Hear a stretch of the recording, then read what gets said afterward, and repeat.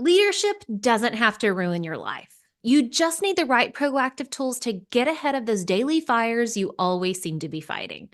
Join me for my 5-day leadership challenge makeover, and I'll send you 5 short videos that'll transform your leadership as we cover the 4 critical areas of leadership: the head, the heart, the hands, and the guts. Just go to leadershipontherocks.com/5 days to take the 5-day leadership makeover challenge. Again, that's leadershipontherocks.com/5 days. That's the number 5 and then days. If you've ever worked anywhere, this is going to sound so familiar, y'all. So let's break it down. Have you ever heard or experienced too many steps in a process? It takes like 50 steps to complete this one thing. Y'all, too many steps in a process is like a pebble in your shoe. Not only does it slow you down, it is painful.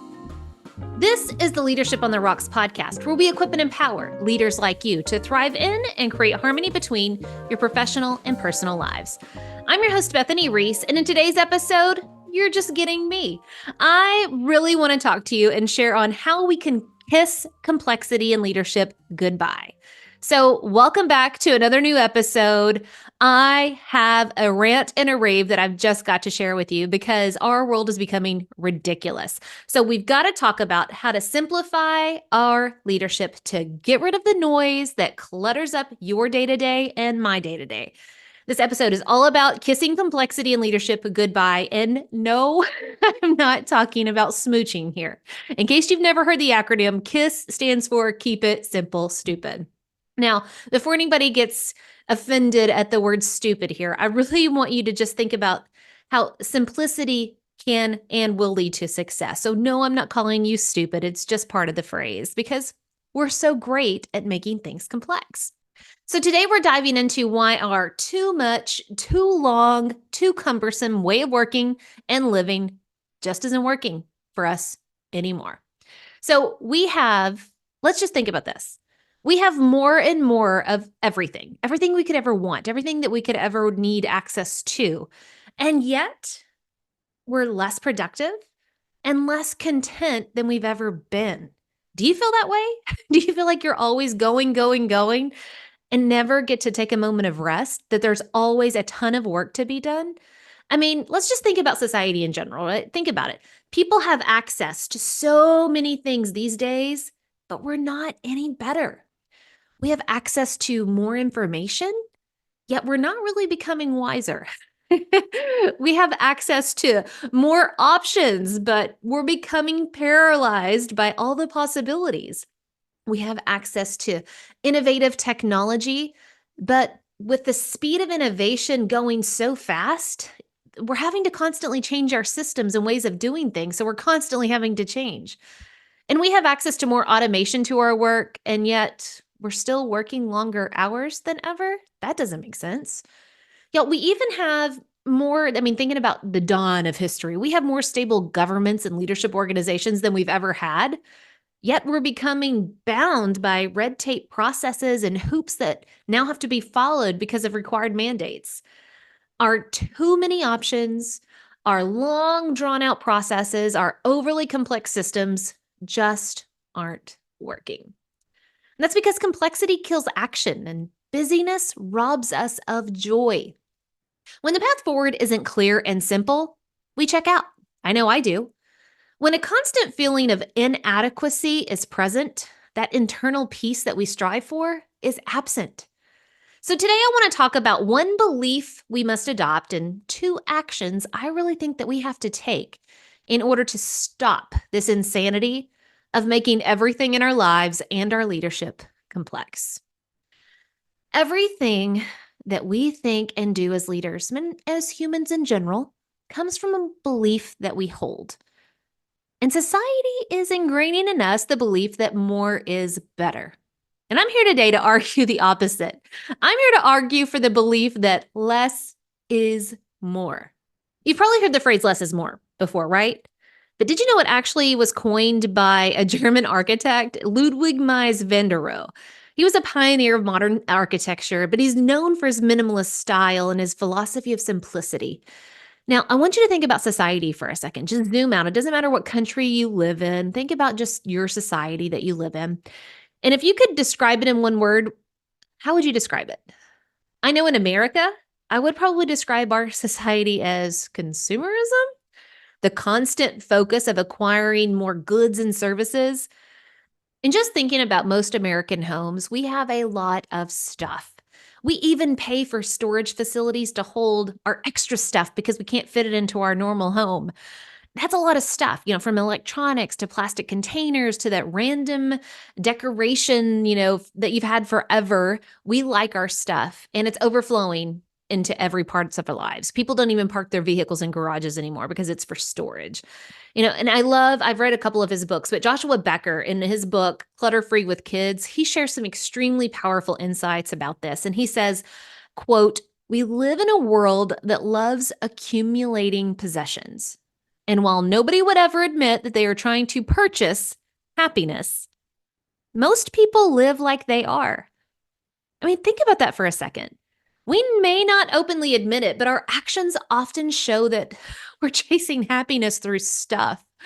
But Becker takes it even a step further. He talks about how our lives are made up of finite resources, our time, our money, our energy. And what do we do with those resources? We trade them.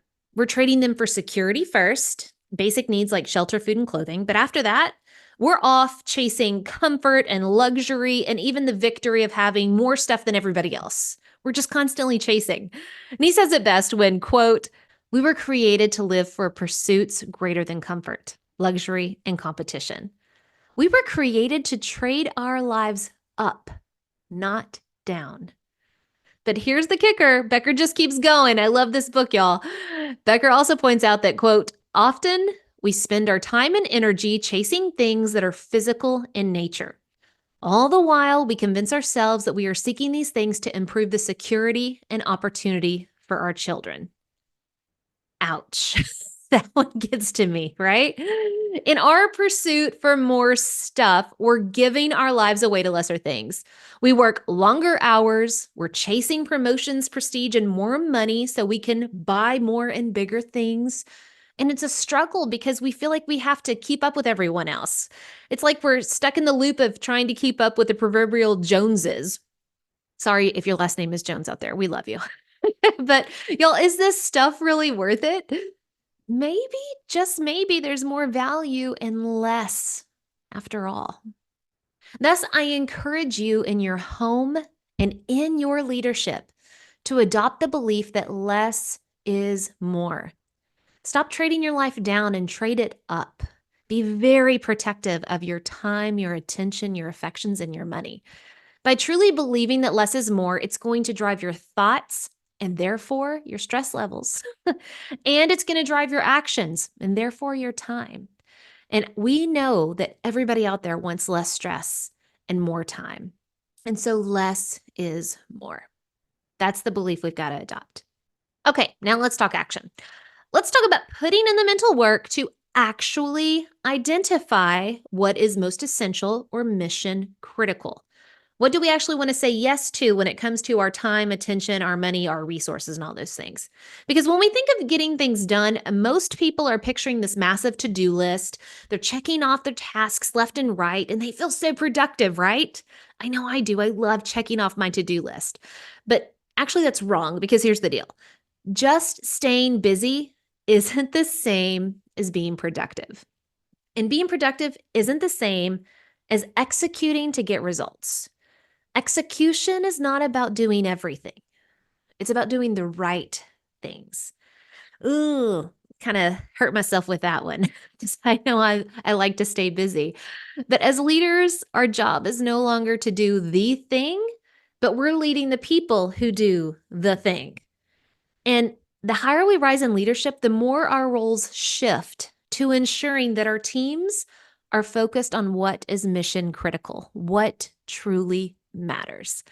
Now, unfortunately, our workplaces, y'all, we have employees running in circles, completing tasks that don't move the needle. It doesn't matter what industry you're in. I bet your people are doing some stupid stuff. And yes, I'm going to call it stupid because it doesn't actually get results and it doesn't help the organization move forward. I mean, have you ever had that moment where you think, Why am I doing this? What's the point? It's so frustrating, right? That's because too often teams are doing the busy work instead of the work that actually produces the results. So, as leaders, it's up to us to clear away that clutter, and create clarity on what's truly important. Now, I love a lot of books, and I tend to hone in on specifically books that have universal principles that will always be true. And one author specifically has this when it comes to finding out what's most critical or essential, and that's Greg McKeown. In his book, Essentialism, he talks about it so beautifully. He talks about how we need to separate the trivial many from the vital few. So that's the biggest issue, right? Many of us feel like everything is a priority, and that increases our stress because we're like trying to do it all. And that's just going to lead to more stress, more burnout, poor results. So if you're leading a team, you've got to make sure that you set your people up for success by not having them work out of a state of frustration. Now, frustration is building when they think, what's important? Everything. What has to be done? All of it. When does it have to be done? Right now. Why does it matter? Because it's popular. They're constantly chasing. That increases the level of frustration. And so that's not where you want your people operating. You don't want them constantly frustrated with that busyness. And because if that persists, you're going to lose valuable employees. It's going to ruin your company culture. And so that is a huge reason why we have to fight against the busyness and focus on the vital few. And so, as a leader, you've got to identify what's mission critical. Fight to identify what's most important. And it's not just about telling people what to do, it's about empowering them to cut through the noise and to focus on the essential work that actually drives results. It's also empowering them to say no to this so they can say yes to that. Teams that are laser focused on what matters most, those are the teams that win. And one of my favorite biblical examples of this is in Nehemiah. I love the book of Nehemiah and everything that it teaches about leadership. So Nehemiah was in exile in Babylon, and he gets permission from the king to come back to Jerusalem in order to rebuild the walls. He's so brokenhearted that his beloved ancestral home does not have walls to protect it from enemies. Now, while he's there trying to rally everybody together to build back the walls of Jerusalem, he has enemies that are constantly coming to distract him, right? They're like, why don't you come down? Hey, let's talk about this and all of these things. And here was his response. I love it so much. He says, quote, I'm doing a great work and I cannot come down. He looks at everybody that's trying to pull his time and attention and his resources, and he's like, get away. I'm doing a busy work. I cannot come down. Nehemiah knew what was mission critical, and he refused to get sidetracked by distractions. I love that so much. So let's be the kind of leaders who know when to say no, even to good opportunities, so that we can focus on what's vital. When we do that, we empower our teams to contribute at their highest level, adding real value and achieving real results. That's how you win, by knowing what's mission critical and cutting the rest of it out. All right. So, in our goal to make things more simple, we've talked about the belief that less is more. We've talked about action number 1 of actually identifying what is most essential or mission critical. All right. If we're going to truly kiss complexity goodbye, there's a third thing I want to talk about. It's an action, and it is to streamline the work. This is where being efficient comes in. Efficiency means getting the maximum work done with the minimum wasted resources. So to make that happen, you got to streamline the work. But what does streamlining really mean? I mean, it's simple. It's cutting out the clutter and focusing on not only what's most essential, but it's focusing on the tasks to make it the smoothest and easiest way possible of getting those things done. Think of it like this. When you streamline, you're finding the best and most direct path between points A and B. You don't want all the loop-de-loops. You just want a straight line. How do I get from A to B? No detours, no roadblocks, no bottlenecks. That's a big one. Just a clear path that gets you the biggest return on your investment of time and energy. Now, I told you I love Greg McKeown. He wrote the book Essentialism, talking about you got to do the right thing for the right reason at the right time. But he has a second book called Effortless, where he poses an absolute game-changing question.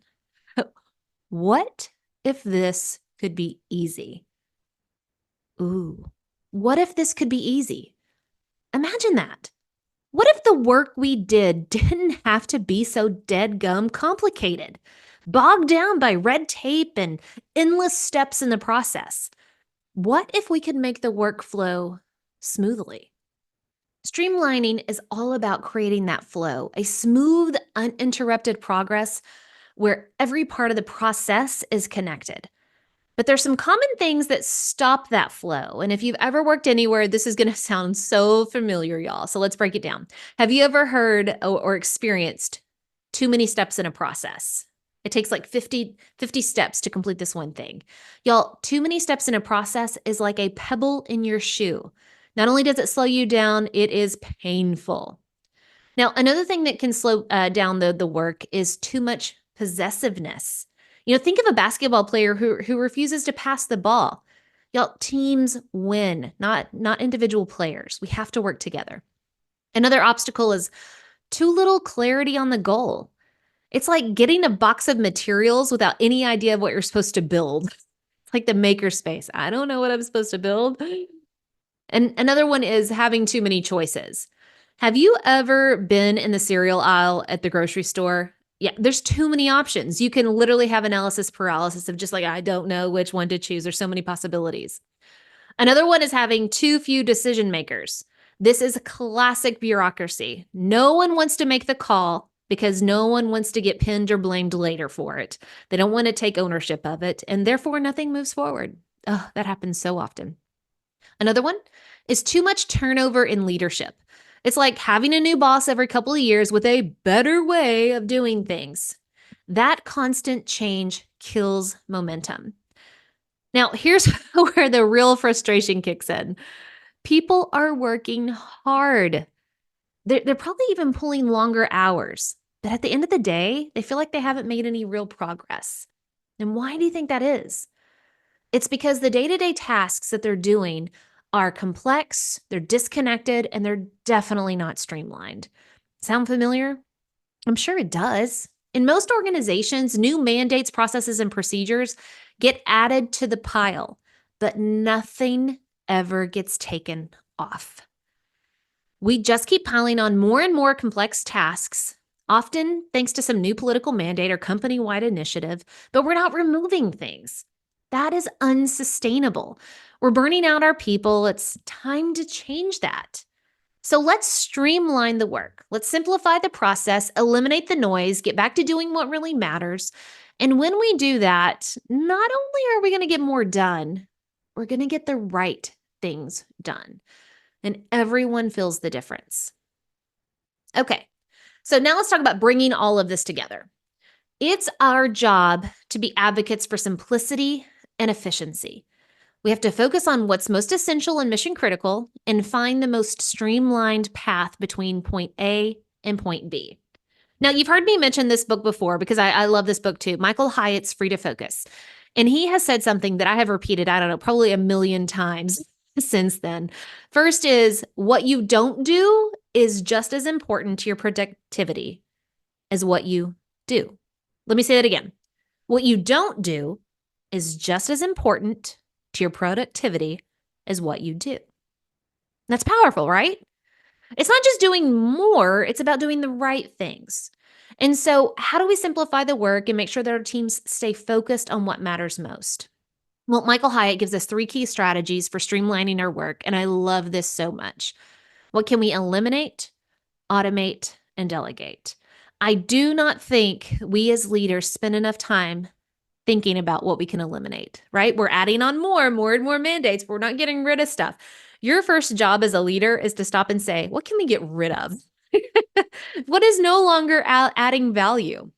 Now, whenever you think about what can we automate, the question is, what tools can we get to do the work for us? That really helps the automation process of making things easier and simpler. And then the third one is delegate. Who can assist in the work? Who can add in insight or the skill set that we need to do the work? Now, by asking these simple questions, you're not just kissing the work, keeping it simple, stupid. You're leading your team with intention and clarity. So I want to zoom out. I love zooming out. Let's think about the bigger picture here. As a leader, you have the authority to make these decisions.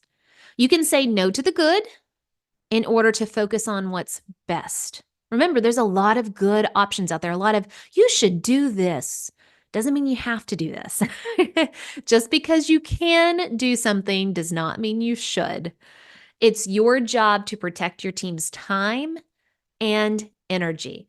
And that starts with simplifying how the day-to-day work is done. So ask yourself, how can I KISS this process? How can I cut down a complex process to its essential steps? What really matters? And a great way to keep things simple is by limiting the steps to 3 or 4 and creating a one-page visual summary of that process. That's going to help anchor the message in the process and make it stick so that people can actually implement it with fidelity. Now, that one-pager, I love it. Y'all know I love it. That is a great way to be efficient with your communication. I mean, think back to school when you had those posters in the classroom, and when the test day came, your teacher would take down that poster, but you could still visualize it and see it up there on the wall, and that would help you, answer the questions. That is the power of a visual. It simplifies and cements even the most complex ideas.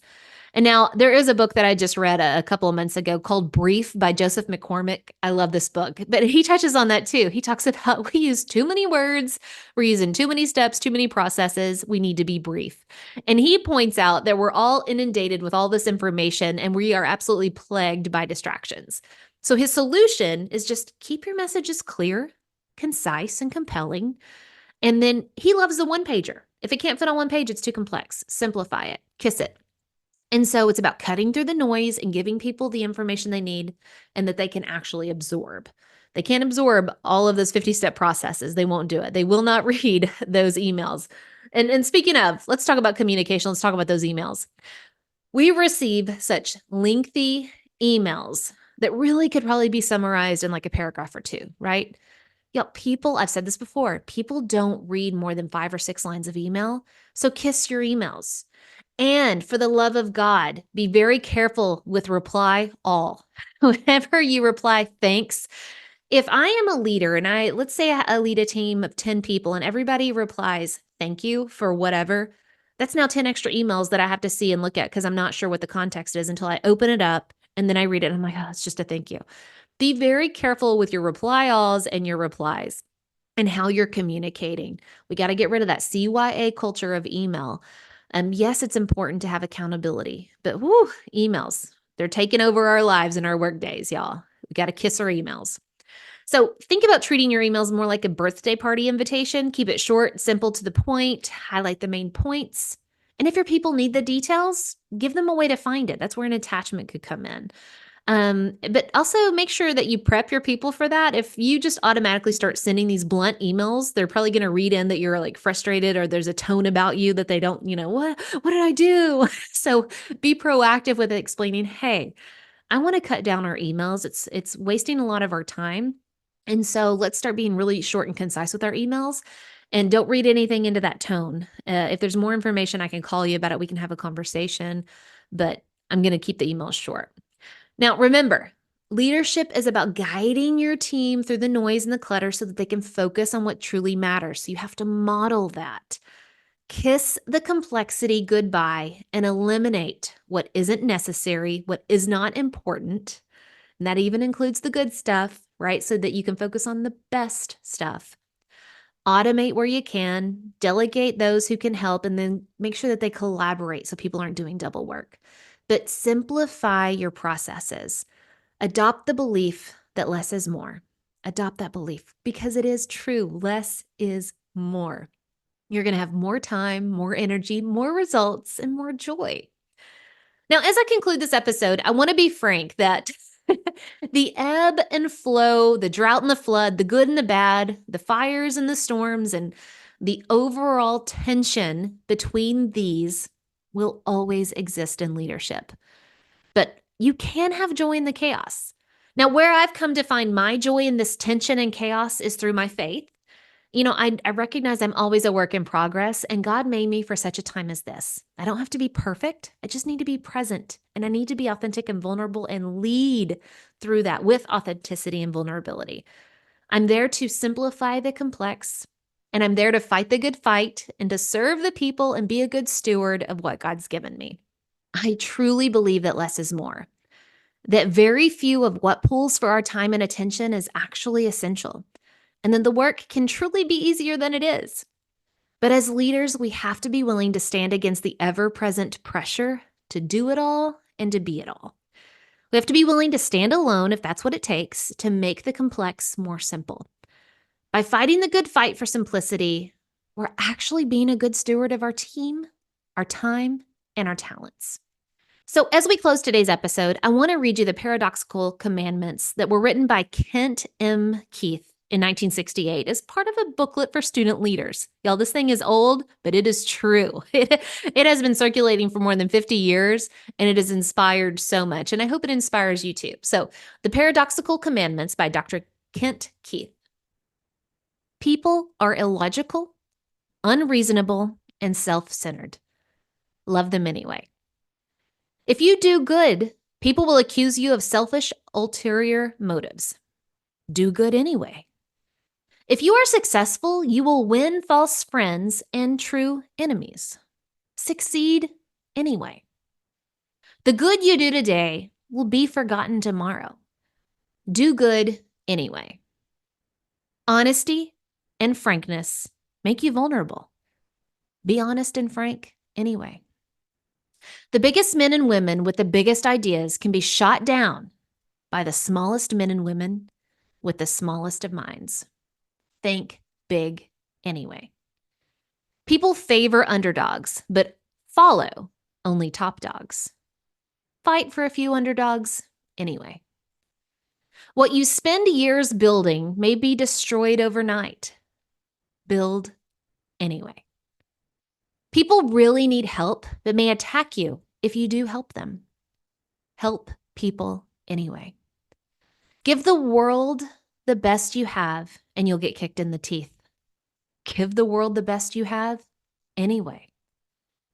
I love this work by Dr. Keith so much, and today I want to add one more line. Our society has a love affair with chasing trends, advertising should-dos, and making things complex. Make the work simple anyway. Until next time, continue putting in the work of building your life and leadership on the rocks, the essential rocks. God bless.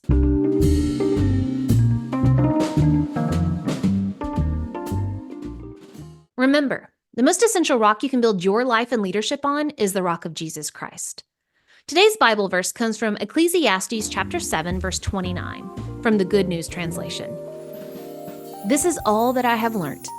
God made us plain and simple, but we have made ourselves very complicated.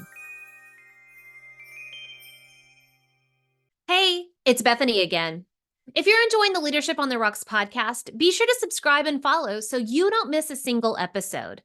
Also, be sure to rate the show. We hope to earn 5 stars in serving you in leadership, and through your ratings, it'll help us get the word out about what we do here at Leadership on the Rocks. If you feel this podcast is helpful, be sure to share it with your friends, family, and coworkers, or anyone who wants to grow in leadership, but also have harmony between their work and home life. Thanks, and I'll see you again in the next episode.